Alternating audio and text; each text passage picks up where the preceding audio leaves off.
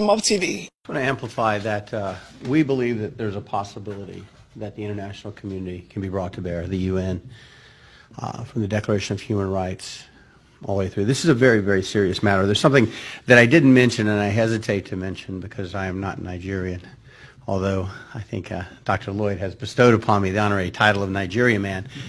And we had a conversation. It wasn't heated, but he acted like he was going to revoke my Nigeria Man credentials, causing my 13-year-old son, who was in the car with me, to be very distraught. He said, "Dad, you have to stay a Nigeria Man." But talking about children, when I was a little boy, when I was 7 years old, growing up in the middle of nowhere, Florida, in a swamp, closest town was 30 miles away. The first thing that happened in the world that brought to bear to me that maybe things weren't always right, maybe things weren't always good, wasn't the Vietnam War. Because I was in the South. It was correct and just, and we were the warriors.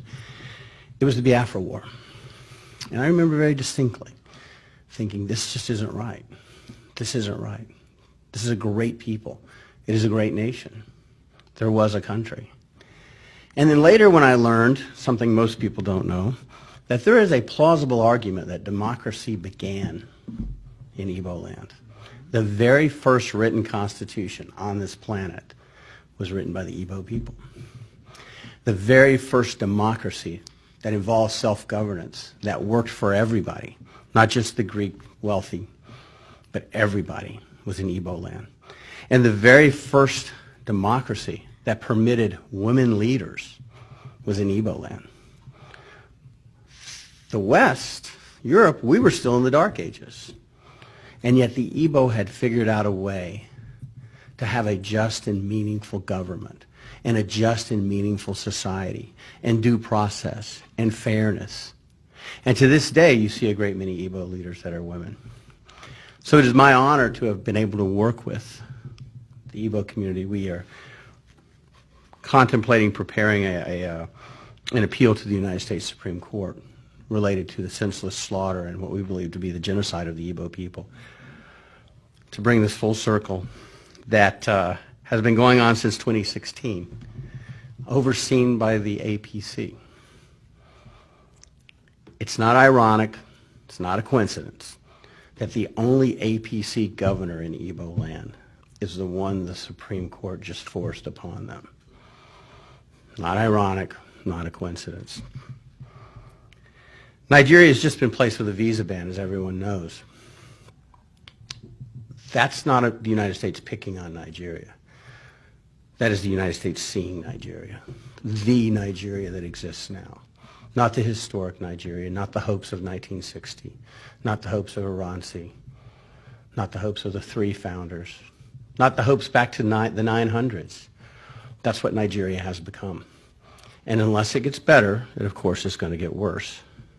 It cannot get better unless the judiciary can be a bulwark against the corruption, against the senseless slaughter, the genocide, the tribal hatred, the regional issues of one part of the country gets to have the oil, one part of the country gets to grow the food, the other part of the country gets to have the finance and the business, and then the rest of the country gets to have the guns and the power and tells the rest of the country what to do, or else they will perish.